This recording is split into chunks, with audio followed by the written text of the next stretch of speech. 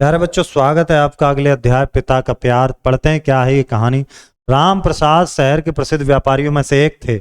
अपनी लगन मेहनत से उन्होंने काफी धन संपदा अर्जित कर ली थी। अच्छे कार्यों के लिए दान देने में वह सदैव आगे रहते थे। उनका एक पुत्र था जिसका नाम प्रतीक था। काफी समय पहले राम प्रसाद की पत्नी का देहांत हो गया था, इसलिए उन्होंने प्रतीक को बहुत ही लाड़ प्यार से पाला था। उनकी इच्छा थी कि उनका पुत्र बड़ा होकर एक श्रेष्ठ व्यापारी तथा अच्छे इंसान के रूप में जाना जाए, परंतु दुर्भाग्यवश बचपन में ही प्रतीक बुरी संगत में फंस गया। दिन भर अपने मित्रों के साथ घूमता, मौज मस्ती करता। राम प्रसाद ने उसे समझाने की लाख कोशिश की, परंतु कोई लाभ नहीं हुआ। कुछ समय व्यतीत हुआ। राम प्रसाद अब बूढ़े हो गए थे। दिन प्रतिदिन प्रतीक के प्रति उनकी चिंता बढ़ने लगी, जिसके कारण वह अक्सर बीमार रहने लगे।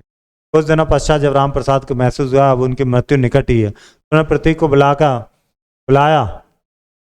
प्रतीक बेमन से अपने पिता के निकट आया। बेटा, अब मैं कुछ ही दिनों का मेहमान रह गया हूँ, कहते हुए राम प्रसाद कांपने लगे। प्रतीक चुप रहा। तुम जिन्हें मित्र समझते वे लोग तुम्हारे सच्चे मित्र नहीं हैं। प्रतीक यह सब सुन के उपेक्षा से हंसा। आज तुम मेरी बात पर हंस रहे हो, परंतु कुछ ही दिनों में तुम्हें इस बात का पता चल जाएगा।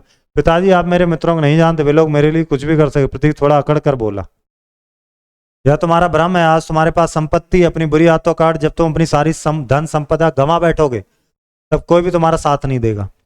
तब का तब देखा जाएगा। मैं चलता हूँ, मेरे मित्र मेरा इंतजार कर रहे होंगे। प्रतीक उठता हुआ बोला, देख रहे बच्चे को। अब ठहरो बेटा, एक बहुत जरूरी बात मुझे तुमसे कहनी। राम प्रसाद बोले, मैंने सदैव तुम्हारा भला सोचा है, लेकिन दुर्भाग्यवश भविष्य में यदि तुम कंगाल हो गए तो ये सारे मित्र तुमसे दूर भाग जाएंगे। ऐसी स्थिति में जब तुम स्वयं को अकेला महसूस करने लगे और तुम्हारा मन शांति की तलाश में भटकने लगे, तो एक बार राम मंदिर के पीछे वाले बरगद के पेड़ के दर्शन करने अवश्य जाना। वहां एक बड़ा सा काला और भारी पत्थर है। कहते हैं जो उस पत्थर को उठाकर एक तरफ रख देगा उसकी सब मुश्किलें दूर हो जाएंगी। लेकिन यह बात तुम किसी को भी मत बताना। बहुत अच्छा, अब अगर आपका प्रवचन समाप्त हो गया हो तो कृपा करके मुझे जाने दीजिए। प्रतीक गुस्से से बोला। राम प्रसाद मौन रहे। प्रतीक उठकर चल दिया।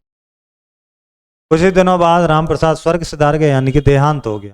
अब तो प्रतीक को कोई रोकने टोकने वाला ही नहीं रहा। वह खुले हाथों से रुपया खर्च करता गया। मित्र भी उसे बढ़ावा देते। बहुत जल्दी सारी संपत्ति समाप्त हो गई। सारे में धीरे धीरे उसका साथ छोड़कर चले गए। मित्रों प्रति उसका हृदय घृणा से भर गया, पर अब क्या किया जा सकता था।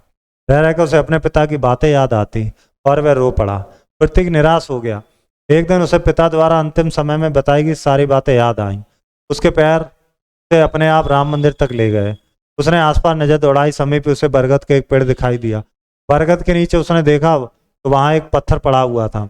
प्रतीक पेड़ के निकट गया। उसने पत्थर उठाने की कोशिश की, परंतु वह टस से मस नहीं हुआ। पत्थर जमीन में गड़ा हुआ था। कुछ देर की खोजबीन के बाद उसने एक नुकीला पत्थर ढूंढ निकाला। इस नुकीले पत्थर की सहायता से गड़े हुए पत्थर के आसपास की जमीन खोद डाला। बहुत देर तक खोदने के बाद वह गड़ा हुआ पत्थर कुछ कुछ हिलने लगा। अब प्रतीक ने अपनी सारी ताकत लगाकर उस पत्थर को जमीन से उखाड़ दिया। जैसे ही पत्थर हटा वह हतप्रभ हो गया। हतप्रभ मतलब चौंक गया एकदम। पत्थर के ठीक नीचे लोहे का एक बक्सा पड़ा हुआ था। प्रतीक ने झट से वह बक्सा निकाला और उसे खोलने की कोशिश की।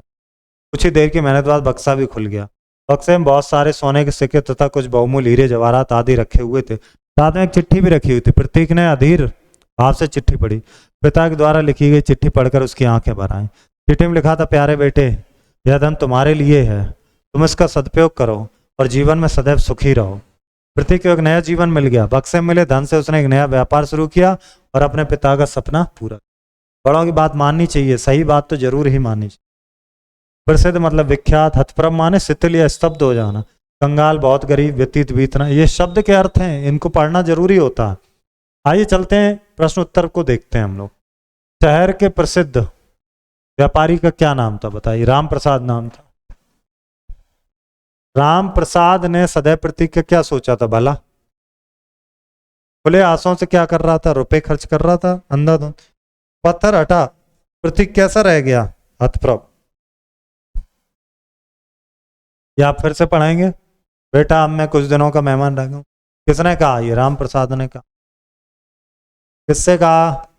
ठीक से कहा। अपने मित्रों को नहीं जानते। किसने कहा? राम प्रसाद। किससे कहा? ऐसे मित्र आप भी ना बनाए। ठहरो बेटा, एक बहुत जरूरी बात तुमसे कहें। किसने कही ये बात? राम प्रसाद।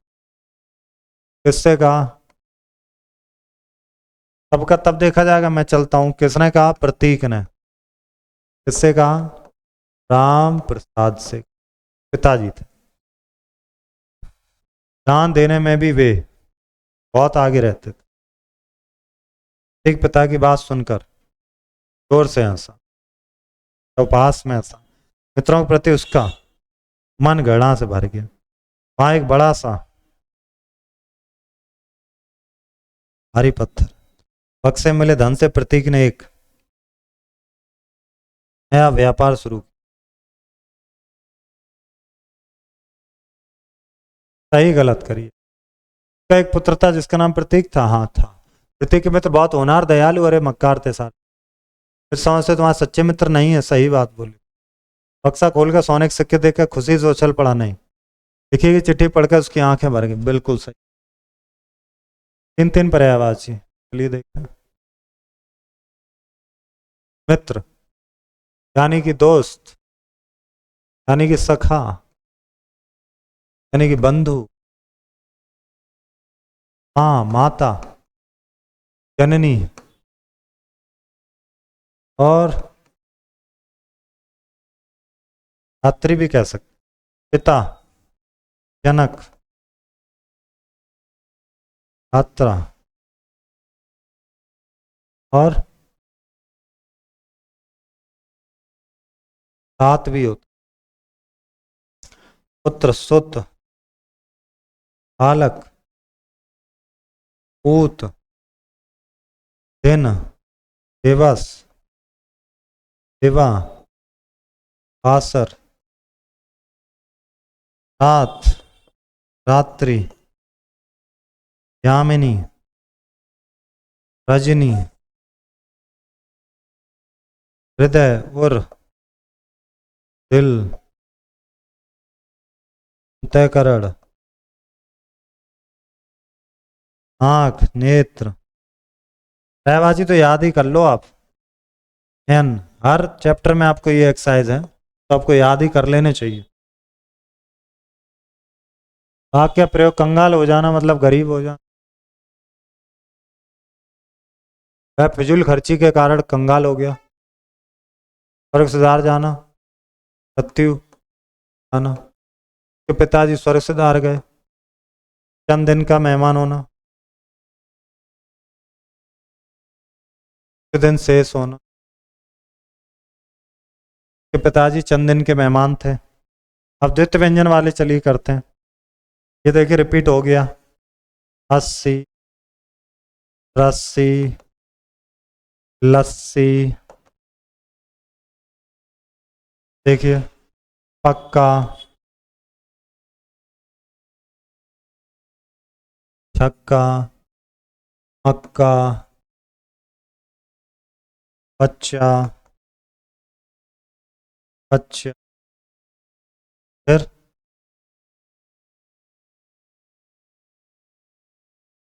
गच्चा, कहते नहीं गच्चा खा गए। अच्छा चलिए। गोलगप्पे, एक। फिर छप्पन। फिर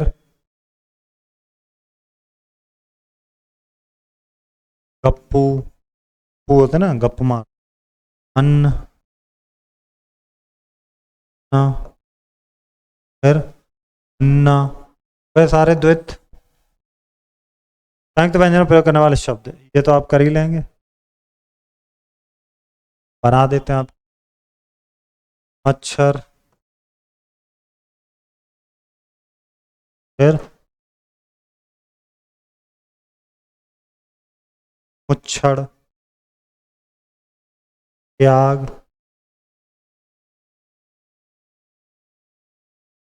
हत्या। फिर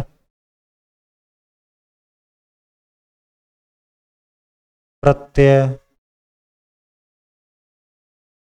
ये वाले बनाते हैं।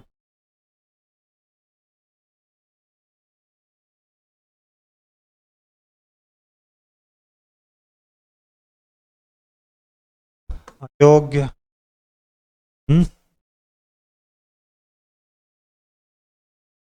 और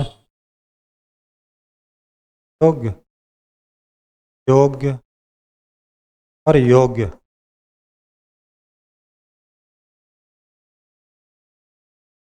कपित, कत्था और अत्था। अनेकार्थी शब्द ये आप कर लेंगे अब खुद से। सोना धातु है, सोना मतलब नींद, लिख लेते हैं। सोना महंगा है, मुझे सोना है, नींद है नहीं, मुझे सोना। पत्र माने पत्ता, पेड़ से पत्र गिर, मैंने पत्र पढ़ा। हो गए।